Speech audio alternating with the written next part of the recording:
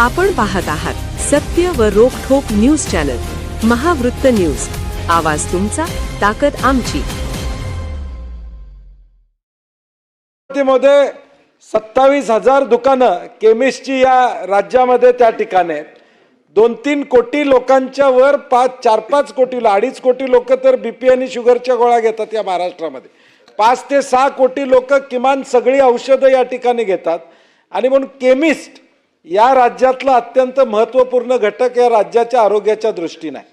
आणि सभापती महोदय, याच केमिस्टच्या संदर्भातल्या कारवाईमध्ये आज या राज्याच्या इतिहासात आता मुश्रीफ साहेब इथं थोडे सगळ्यात जास्त सिनियर दिसत आहेत, मंत्रालयात धाड पडणं हे कधी आमच्या या ठिकाणी ऐकवण्यात नाही आहे। एसीबीची धाड ही मंत्रालयात कधी झाली आम्ही ऐकलेलं नाही, परंतु मंत्रालयामध्ये आणि अँटी करप्शन ब्युरोची धाड सभापतीमध्ये कधी होती? आपण इथे खातं सांभाळलेलं आहे, मी 6 वर्ष खातं सांभाळलेलं आहे। कानावर घातल्याशिवाय मंत्रालयात एसीबीचे लोक जाणार नाहीत, एवढी स्वतंत्रता असेल एसीबीला तर मी एसीबीचं मनापासून अभिनंदन या सभागृहामध्ये या ठिकाणी करेन।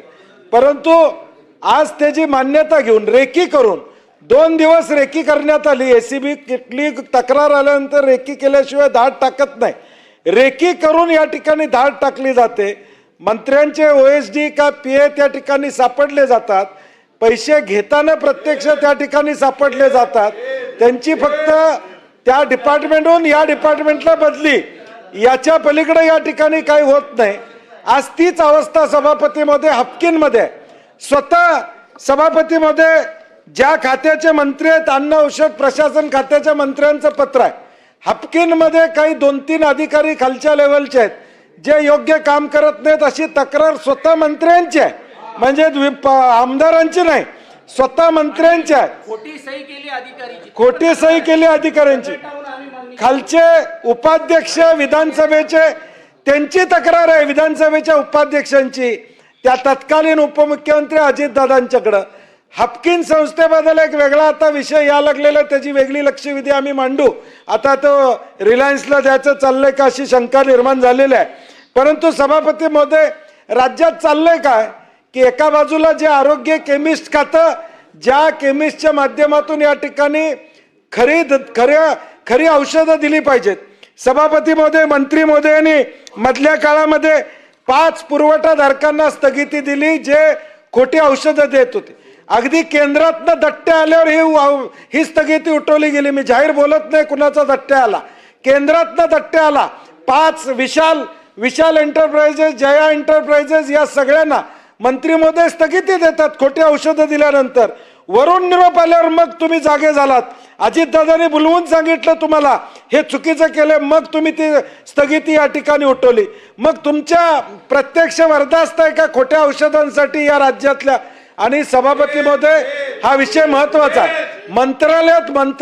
मंत्र्याचा ओएसडी जर या ठिकाणी पैसे घेत असेल तर या केमिस्ट लोकांच्या वरचा अन्याय किंवा या राज्यामध्ये नेमकं काय चाललंय हे वास्तव या ठिकाणी समोर आहे।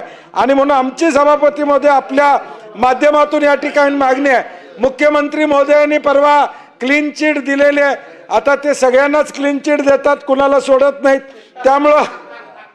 त्यामुळं आता त्यांना देखील क्लीन चिट या ठिकाणी दिली। आमची मागणी एकच आहे की ही कारवाई हो, पण मंत्र्यांनी बाजूला जावं। मंत्री तिथं राहणार असतील, मंत्री त्या पदावर राहणार असतील तर त्या अधिकाऱ्यांची चौकशी काय होणार आहे? मंत्र्यांनी देखील म्हणलेलं आहे की मी दोषी असेल तर बाजूला होईल, तर माझं म्हणणं आहे दोष सिद्ध होईपर्यंत बाजूला जावं। तुम्ही स्वतःहून मंत्रिपद सोडलं पाहिजे, राज्यात मेसेज गेला पाहिजे, मुख्यमंत्री देवेंद्र फडणवीसांच्या नेतृत्वाखाली भ्रष्टाचार खपवला जात नाही, प्रसाद लाड हा मेसेज घालवायचा असेल, हा मेसेज राज्यामध्ये द्यायचा असेल तर ज्या आरोग्य खातं, एफडीए खातं आरोग्याशी डायरेक्ट खेळतं। कोल्ड्रिफ्टमुळं या मध्य प्रदेशमध्ये किती मुलांचे मृत्यू झाले आपण बघितलेले आहेत। इंजेक्शन पालघरमध्ये खोटी ड्रग्ज या ठिकाणी एका केमिस्टकडे या ठिकाणी सापडले। आणि म्हणून सभापती महोदय, हा विषय अत्यंत महत्त्वाची आमची मागणी आहे की ही सगळी चौकशी होईपर्यंत मंत्र्यांनी बाजूला झालं पाहिजे। आता नाहीतरी अधिवेशनापुरती खाती बदलून देत आहे, अगदीच अडचण असेल त्यांचं खातं काढून इकडे चंद्रकांत दादांच्याकडे द्या, काय आमची अडचण असणार नाही। किमान चौकशी होईपर्यंत किमान चौकशी मंत्री तेच राहणार, आरोपी तेच आहेत, दोष त्यांना आणि चौकशी कसली होणार सभापती महोदय? ज्या मंत्र्यावर या ठिकाणी आरोप आहे ते तिथं असले तर या ठिकाणी मग संबंध, मग त्यांच्या खात्याचा ओएसडी कसा करतोय? त्यांच्या खात्यातला ओएसडी तुम्ही जर बाजू घेणार असलं तर बाजू घ्या भ्रष्टाचाराला. मुख्यमंत्र्यांना ते मान्य आहे का? मुख्यमंत्री महोदयांनी सांगावं की या राज्यामध्ये हे मान्य आहे, यांच्या राज्यामध्ये हे मान्य आहे, ह्या राज्यामध्ये भ्रष्टाचार मान्य आहे, हे सन्मान्य मुख्यमंत्री महोदयांनी या ठिकाणी सांगावं. पार्टी विथ डिफरन्स असं जर हे आहेच असेल तर हे मान्य करावं सीएम साहेबांनी की आम्हाला हे मान्य आहे, आमची हतबलता आहे, राष्ट्रवादीला आम्हाला घ्यावं लागतं बरोबर, त्यामुळे आम्ही कारवाई करू शकत नाही. का घ्यावं लागतं माहित नाही. आता 137 वर आहात गिरीश महाजन तुम्ही, आवश्यकता नाही आहे, परंतु तरी देखील तुमची हतबलता राजकीय असू दे सभापती महोदय, महाराष्ट्रामध्ये मेसेज गेला पाहिजे. औषध विक्रीवर जर पैसे खायचे, उद्या खोटी औषध आली, एखादी 10-20 माणसं मृत्यू झाली, या राज्यामध्ये जबाबदार कोण आहे? त्यावेळी तुम्ही मंत्र्यांचा राजीनामा घेणार का? त्यावेळी तुम्ही मंत्र्याला दोषी या ठिकाणी ठरवणार का? त्यामुळे हे डायरेक्ट मंत्रालयात झाले, त्यांच्या ऑफिसमध्ये या ठिकाणी झालेलं आहे. त्यामुळे सभापती महोदय आमची मागणी आहे या 289 मधून मंत्र्यांना या ठिकाणी बाजूला सारलं पाहिजे आणि चौकशी केली पाहिजे, आणि जर वस्तू नीतिमत्ता असेल तर मंत्र्यांनी स्वतः राजीनामा दिला पाहिजे, ही आमची भूमिका आहे. महावृत्त न्यूज चॅनलला लाईक करा, शेअर करा आणि सबस्क्राईब करा.